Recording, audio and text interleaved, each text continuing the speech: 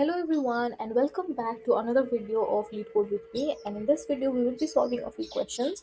The first question we have is add binary question.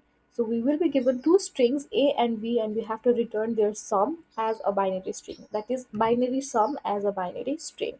So in the example we have a is equals to 11 and b is equals to 1 and the output is 100. Similarly, if the a is equal to 1010 and b is this, the output will be this. There are a few constraints that we need to take care of. For example, length of a should be greater than 1 and length of b should be less than 10 to the power 4, and a and b consists only 0 and 1 characters, and each string does not contain leading zeros except for 0 itself. So if the number is 0 itself, it can contain 0, otherwise there shouldn't be any leading zeros. So this is the problem. It's very basic. So let us get started. Before I code, I will be explaining the basic idea behind how we should approach this problem. So we have a, which is a string, and b, which is also a string. So the first step that we will do is we will convert a into integer, and we will also convert b into an integer, and once they are integers we will add this. Simply we will do integer addition on this, and we will again convert the addition into a binary string, and then we will return the string. So this is a very basic flow and we will be following this. So let us get started. First of all, what we have is we need to convert the integer. We need to find out the integer values for a and b. So int a is equals to integer of a, and we will be passing another argument here, which is 2. That is, 2 indicates that we need to treat a, whatever the input is, as a binary number. So if it is 0 0 0, then it will treat it as a 0. If it is 0 1, then it will treat it as a 1. This will simply convert the binary number into integer number. If there was base 8, then it would treat that number a as a octal number. So this is what it does.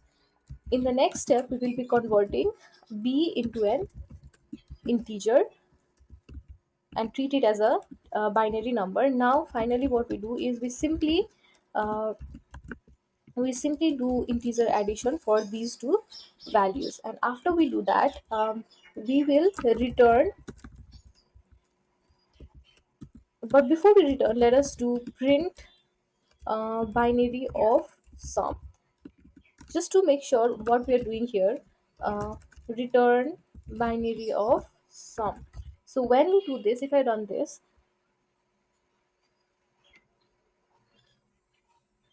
if I run this, what we can see is we have a leading 0b. So how this bin function works is it will add 0b as a prefix to every number that it returns. So we need to remove this 2. So in order to remove this 2, we will simply use slicing strings. So here the index of 1 is 0 1 2. So the slicing start, we need to get strings from 2 to the rest of the indices, right? So for that we will simply do this. This will help us to get our string from the second index, and our problem is accepted. So this is how we approach this problem.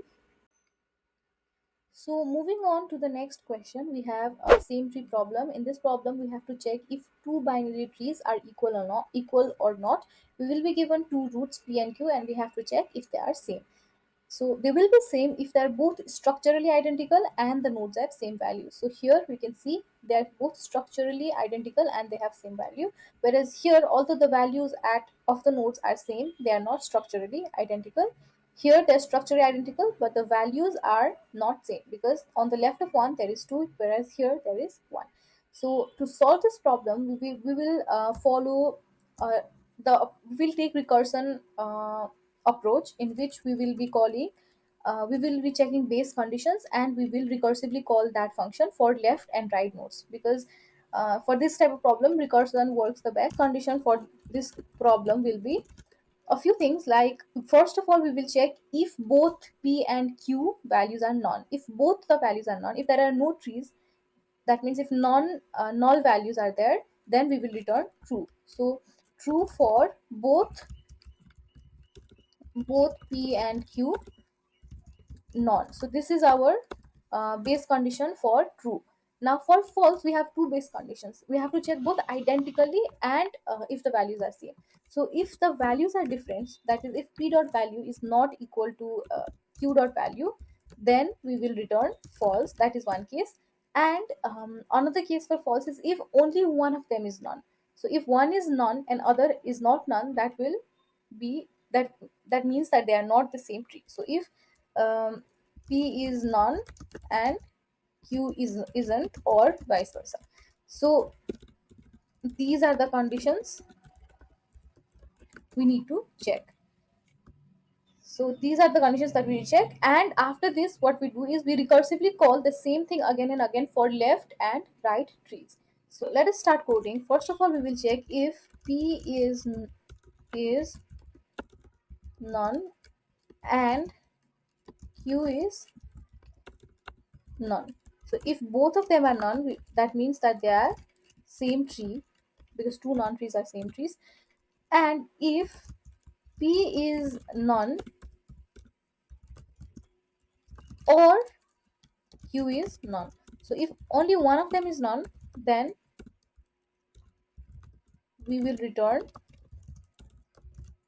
false, because that means that they are not the same tree. So this is another condition. And finally, if p dot value is not equal to q dot value, if this happens, again we will return false. So these are the three conditions. If it is true here, it will return true, and if it is false, it will return false. Now what we'll do is we will recursively call the function, this function, using self dot is same tree for both left and right tree. So p dot left comma q dot left, and self dot is same tree p dot right comma q dot right. So this is how we will approaching this problem. Now let us walk through how this will work. So let us take an example. Let us take this example, example number one. So for the first node, we have so these things are set. So self dot val, that is p dot val is equal to 1 and left is equal to 2, self dot left is equal to 2, and self dot right is equal to 3. So this is first, this is set, and then here what happens is it will check if p is none and q is none. In this case both of them are not none, so it will not return. So this case is not true. It will check this also, if p is none or q is none. So this condition is also not applicable, so it will move on to the next. It will check if the value of p is not equal to value of q. So this is also not true here. So it will not, this part will also not execute. So we will directly go to this part in which it will check, we will call the same function for p dot left and q dot left. So it will go to the left of this tree and the left of this tree, and the value will be, we will check for these two nodes now. And we will check if p is none and q is none, which is not true. P and q are not none, so it will not execute. Again it will check for p and q if either of them is none, which is also not true. Here it is also, this condition will also not execute. Then what happens is go for the left of this. We know that left of this is null, so in this case it will go up, and now p is none and q is also none, because q dot left, here also the left value is none, so it will return true here. And this condition is true. Simultaneously we also check for the right part. So here also when we go back to 3, it is not none, so none of these conditions will match, so it will not execute. And then we will check for right of this and right of this as well, and here as we know it is null value, so it will return true.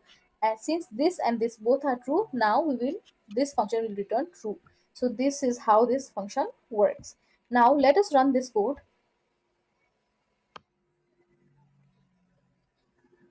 We forgot one thing, we forgot to use return here, so that is a big mistake. Now if we run this, so it is accepted, we will submit this. So this is how we solve this problem. Mm,